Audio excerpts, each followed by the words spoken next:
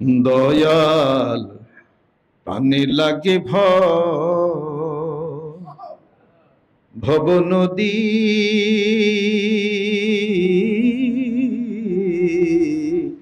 ভব নদীর তরঙ্গ ভারী, কেমনে যাব বায়া, আর কত দূর বাইতে হবে রে, আর কত দূর বাইতে হবে, ভব নদী পাড়ি দে আর কত দূর।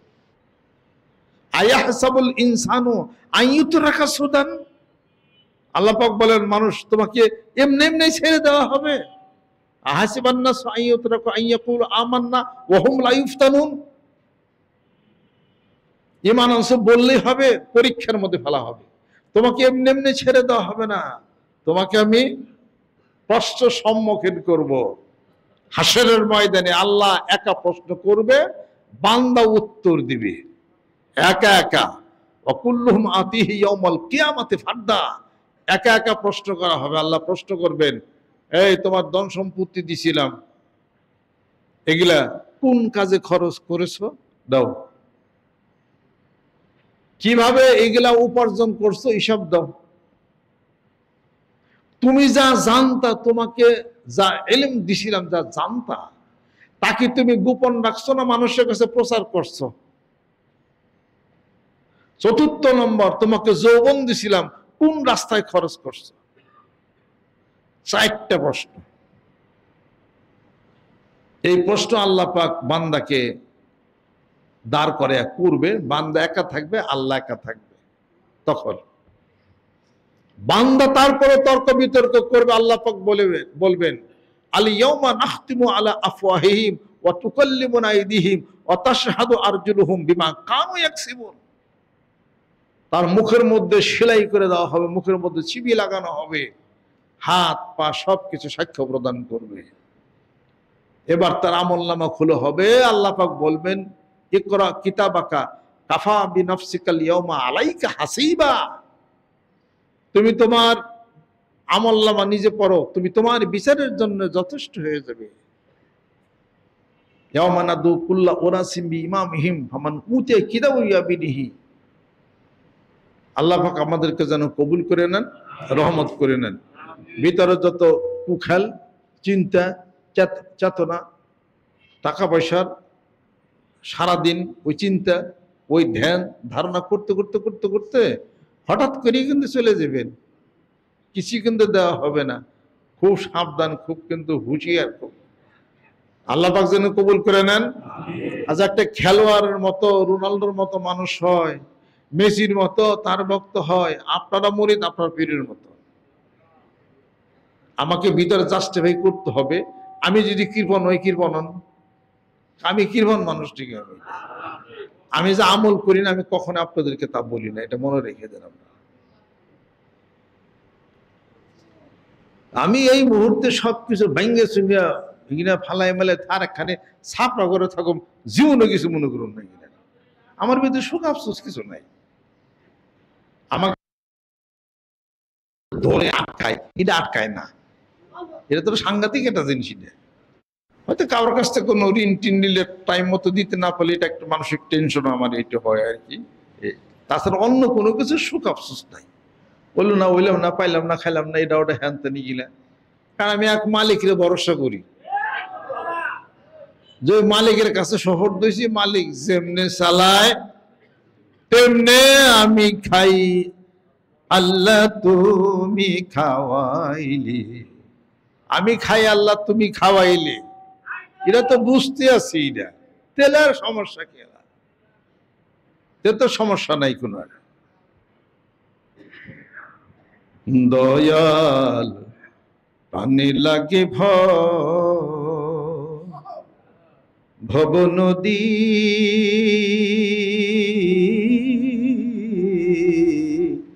ভব নদীর তরঙ্গ ভারী, কেমনে যাব বায়া, আর কত দূর বাইতে হবে রে, আর কত দূর বাইতে হবে, হব নদী পাড়ি দে আর কত দূর।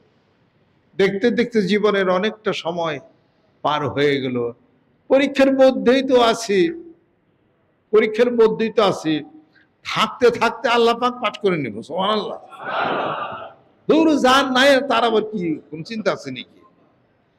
যার বউ নাই পৃথিবীর ব্যাগ মেয়ে লেগে হার বউ, কথা ঠিক কিনা কর? আর বউ নাই, সব আমার বউ। কাজে আপনার নাই কিছু, আর যার নাই সারা দুনিয়াই তা। এই আর যারা আছে গেলে বাড়ি ঘরের চিন্তা, এটার চিন্তা ওটার চিন্তা, না ওখান মসজিদে ওখান একটু দেরি হয়ে গেল যাওয়ার লাগবো তাড়াতাড়ি এটা ওটা এই আছে আছে বাদ দানছে। সব আছে যেদিন নাই হয়ে যাবে সেদিন কি করবেন আপনি? এটা কথা, পৃথিবীর সমস্ত আছে একদিন সব একদিন নাই হয়ে যাবে।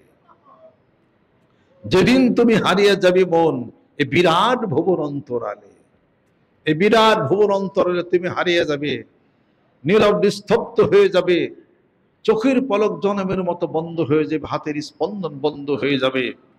বোবা কান্নার জিজ্ঞাসায় ক্ষতবিক্ষত হয়ে মরা দেহটি এই জমিনের উপরে আসমানের নিচে পড়ে থাকবে নির্বাক নিথর। তখন কেমন হবে এটা? এ কথা কি সত্য কিনা?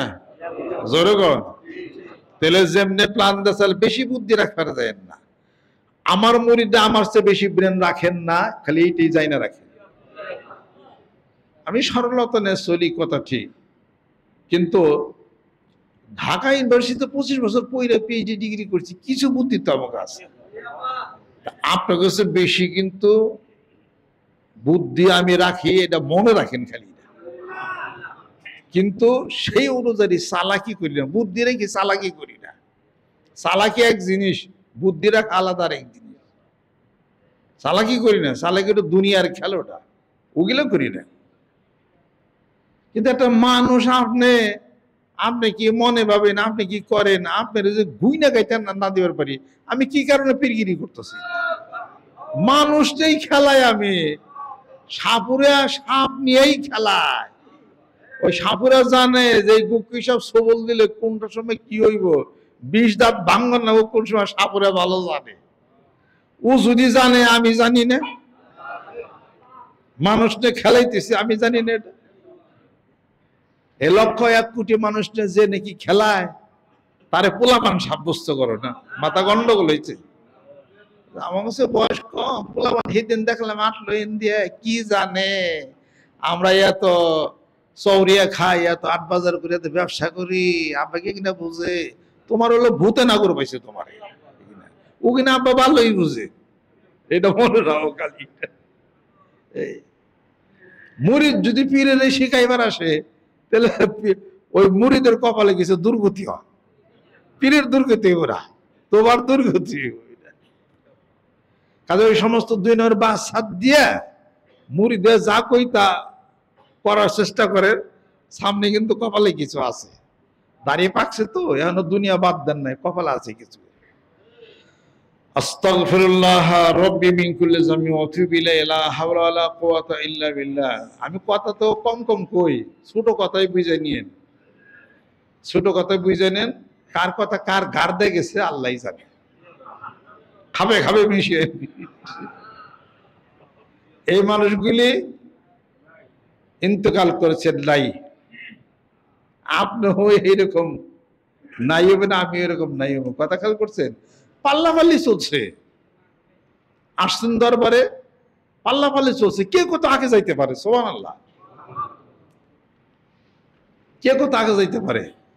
কে আমি দৌড় দেই নাই, আমি পাল্লাপাল্লি করতেছি না, আমার দায়িত্ব আমি বুঝাই দিতেছি, আমার নিজেরও তো কাজ করা লাগে। আমার যে যত যাই কিছু, কারণ আমার মৃত্যুর পর আপনি কি আমার কবরে যাইবেন?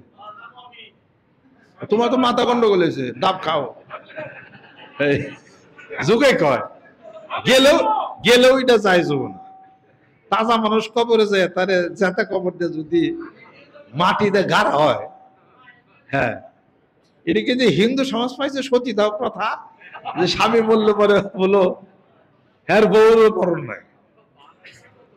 ইয়া ওই ভারতে ভারতে এখন থেকে প্রায় 40 বছর আগে একটা মেয়ে, নাম ছিল হলো রূপকনোয়ার, নাম মনে রাখছে আমি, নাম ছিল রূপকনোয়ার। মেয়েটার বিবাহ হয়েছে, সতীদাহ প্রথা ছিল আগে, জানেন না আপনারা?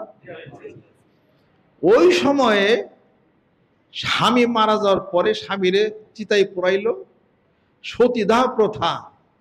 রূপকনোয়ার 22 বছরের যুবতী একটা মেয়ে, তার বাপ মা কত কান্নাকাটি করলো, কয় না আমার স্বামীর সাথে আমি নিজে দাহ হয়ে যাব।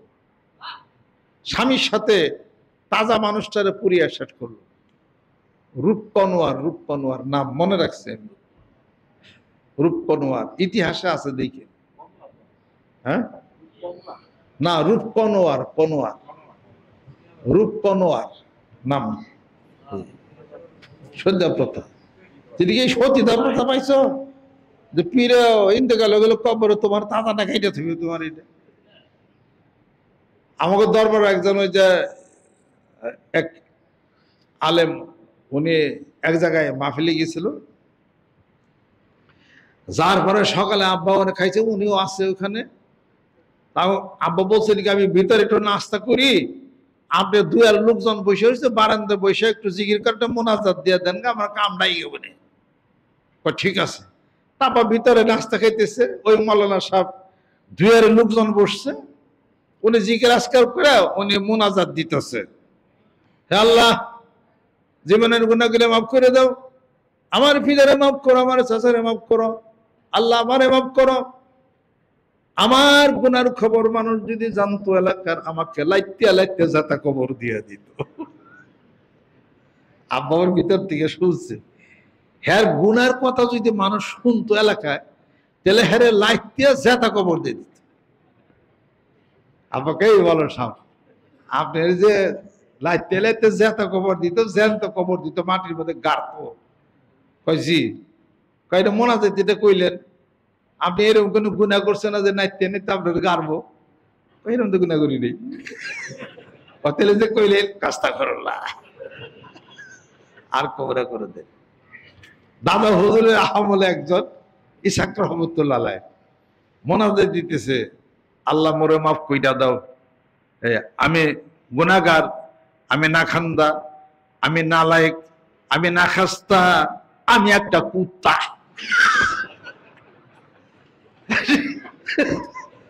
দাদা হুজুর কয় কি, হাই মিয়া, হ্যাঁ আপনি একটা মানুষ, আপনি মানুষ না? কয় জি হুজুর বই তো মানুষ। এই তা আপনি যে কইলেন আমি একটা কুত্তা, হুজুর মোনাজাতে না কইছি।